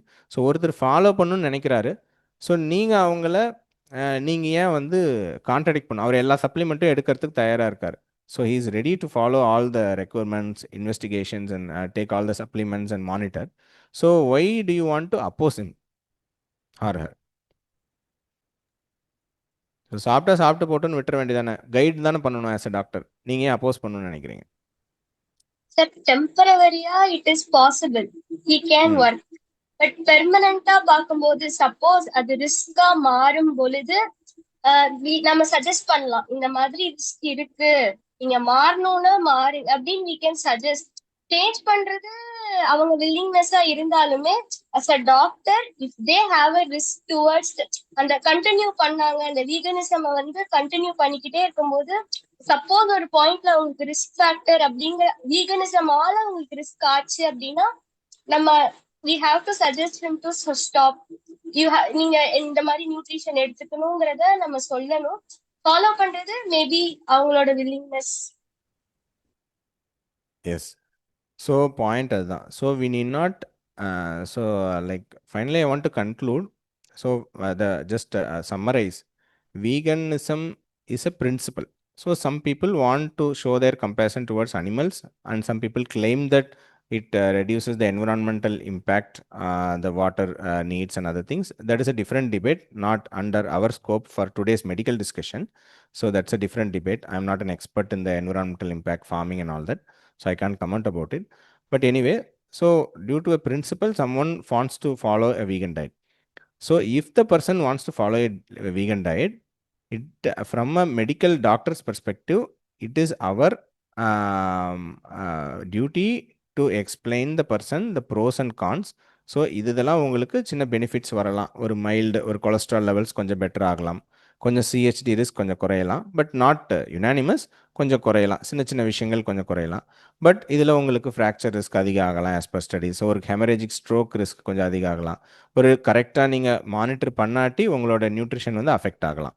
ஸோ இதை வந்து பேலன்ஸ்டாக அவங்களுக்கு சொல்லணும். We need not oppose maybe, but எல்லாரும் வீகனுக்கு மாறுறது ஒரு ஃபேன்சியாக நம்ம பார்க்கக்கூடாது. Because recently one of the patient I was consulting who was getting my consultation for PCOS. So PCOS is a disease of insulin resistance. So அதுக்கும் வீகனுக்கும் சம்மந்தமே இல்லை. But the female, the client, she was on a vegan diet for 6 months. எதுக்காகன்னு கேட்டால் vegan வந்து இன்ஃப்ளமேஷன்லாம் குறைக்குன்னு சொன்னாங்க. So அதுக்காக நான் PCOSக்கு அதை ஃபாலோ பண்ணிட்டு இருந்தேன், ரிசல்ட் வரல அப்படின்னா. அப்புறம் அவங்கள வந்து PCOS is a disease of insulin resistance. So அங்கே கார்போஹைட்ரேட்ஸை குறைச்சி ஹெல்தி ஃபேட்ஸ் அண்ட் ப்ரோட்டீன்ஸ் எடுத்தால் உங்களுக்கு PCOS ரிவர்ஸ் ஆகும். It is not a disease of vegan or carnivore. So that is not a problem. So ஒரு பர்சன் இப்போ நம்ம ஒரு option choose பண்ணுறப்ப we should guide the patient. So அவங்களோட ப்ராப்ளம்க்கு என்ன ஹெல்ப் பண்ணும் அப்படிங்கிறத நம்ம கைட் பண்ணணும். So if a person by principle wants to follow a vegan diet, it is our duty to guide them in to make sure that they are getting their nutrients right. Because I'm seeing lots of adolescent girls. I'm myself being a pediatrician, I'm seeing lots of 12 years, 13 years, 14 years with jaundice, significant megaloblastic anemia due to B12 deficiency. So lots of people at least monthly once ஒரு 2 months ஒன்ஸ் ஒரு patient treat பண்ணுறோம். ஒரு jaundice பார்த்தீங்கன்னா bilirubin 7, 8 என்னென்ன எல்லாம் work out பண்ணி பார்த்தா ஃபைனலாக it is megaloblastic anaemia due to பீட்டல் டெஃபிஷியன்சின்னு வருது. ஸோ ஒருத்தங்க ஃபாலோ பண்ணுறாங்கன்னா நம்ம ப்ரோஸ் அண்ட் கான்ஸ் எடுத்து சொல்லி நீங்கள் இது மாதிரி இருந்தால் இதெல்லாம் நீங்கள் எடுத்துக்கணும், சப்ளிமெண்ட்ஸ் எடுத்துக்கணும் அப்படின்னு சொல்லி நம்ம கைட் பண்ணலாம். ஸோ அவங்க அந்த பிரின்சிபல்ட்டாக இருந்தாங்கன்னா. பட் டெஃபினெட்லி அது ஒரு யங் அடல்ட், ஹெல்த்தி அடல்ட்டாக இருந்தால் ஓகே. பட் எல்லாருமே வீகன் போகணும் அப்படிங்கிறது நெசசிட்டி இல்லை அப்படிங்கிறது என்னோட ஒப்பீனியன். ஸோ பட் சாய்ஸ் வேணும்னு நினைக்கிறவங்களுக்கு as a doctor we should know what supplements we should take and what we should advise them. And மற்றவங்களுக்கு we should explain the pros and cons. So that is what we must sent. So this debate is not against veganism. It is just to explore where veganism lacks and where veganism thrives well, and whether it can be followed on a long-term basis on a larger population, whether it can be followed by children or pregnant women or elderly population or so that is a bigger question rather than debating about following in young adults. So இதெல்லாம் தான் நம்ம points வந்து மனசில் ஞாபகம் வச்சுக்கணும். So anyway, long session. So we had a wonderful session. Everyone had actually excellently prepared. So நாங்களோட இந்த அளவுக்கு நீங்கள் ப்ரிப்பேர் பண்ணுவீங்கன்னு எக்ஸ்பெக்ட் பண்ணல. So excellently prepared, wonderful some points put forth by all the speakers. I would like to congratulate all the speakers for bringing excellent discussions on the table today. And I want to thank Mr. Aakash for wonderfully organizing this. This is a wonderful concept, as I said in the beginning. So இந்த மாதிரி டாபிக்ஸை நம்ம debate பண்ணணும். ஏன்னா இப்போ வந்து என்னன்னு பார்த்தீங்கன்னா என்ன இஷ்யூஸ்ன்னே தெரியாமல் நம்ம ஏதோ ஒன்று டயட் ஃபாலோ பண்ணிட்டு இருக்காங்க. பிசிஓஎஸ் நான் சொன்ன மாதிரி இது அவங்க வந்து நான் மில்க் அவாய்ட் பண்ணுறேன், நான் வந்து ஆன்டி இன்ஃப்ளமேட்டரி டயட் போகிறேன், ஏன்னா இந்த ஹீரோயின் ஃபாலோ பண்ணாங்க ஆன்டி இன்ஃப்ளமேட்டரி டயட், அந்த ஹீரோயின் ஃபாலோ பண்ணாங்க, புக்கில் போட்டிருக்கு, உடனே அதை பார்த்து எல்லாரும் ஃபாலோ பண்ணுறோம். So as a medical student or medical doctor we must be in a position to tell இதுக்கு ப்ரோஸ் இதுக்கு கான்ஸ் இதுக்கு இதுதான் பண்ணும். ஸோ எல்லாத்துக்கும் இது அப்படியே ஒரு காமன் சொல்யூஷனை நம்ம புஷ் பண்ணுற மாதிரி இருக்கக்கூடாது. So whether it is vegan or non vegan. So கொக்கோகோலாவும் வீகன் தான், ஃப்ரெஞ்ச் ஃப்ரைஸும் வீகன் தான். பட் அதே சமயத்தில் ஒரு கிரில்டு சிக்கனோ அல்லது வந்து ஒரு கிரில்டு ஃபிஷ்ஷோ வந்து ஒரு ஹெல்த்தியான ஒரு எக்கோ ஒரு ஹெல்த்தியான நான் வெஜிடேரியன் ஃபுட் தான். ஸோ அது வீகனா நான் வெஜிடேரியனா அப்படிங்கிறது கிடையாது. எதை சாப்பிட்டாலும் நம்ம ஒரு ஹெல்த்தியான ஒரு ஃபுட்டு சாப்பிட்றோமா, ஒரு நல்ல ஃபிசிக்கல் ஆக்டிவிட்டி பண்ணுறோமா. So that is what more important. So what is on the plate that is more important and how will how the context it is rather than a pure vegan அப்படின்னு சொல்கிறத விட so அந்த எந்த கான்டெக்ஸ்டில் அந்த ஃபுட்டை சாப்பிட்றோம். So வீகனுங்கிற பேரில் நிறைய கிரெயின் சாப்பிட்டு ஒபீஸ் ஆனாலும் வேஸ்ட்டு. ஸோ நான் வெஜிடேரியனுங்கிற பேரில் ரொம்ப சும்மா குழம்பு மட்டும் சாப்பிட்டு அன்ஹெல்த்தியாக சாப்பிட்ற மக்கள் நம்ம ஊரில் நிறைய பேர் இருக்காங்க. ஸோ எதுவாக இருந்தாலும் பேலன்ஸ்டாக நம்ம சாப்பிட்ணும். அதுக்கு அந்த நம்ம பேஷண்ட்ஸை நம்ம கைட் பண்ணணும்.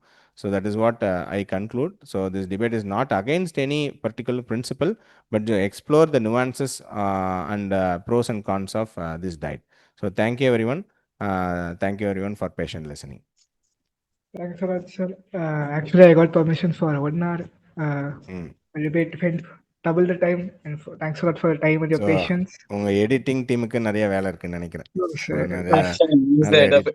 He's taking care of editing, sir. Yeah, who is taking care of editing? So me and my technical team are doing that. Okay. So thanks a lot for all the participants. I would like to end this debate with a vote of thanks from Nandini. Yeah, okay. Thank you.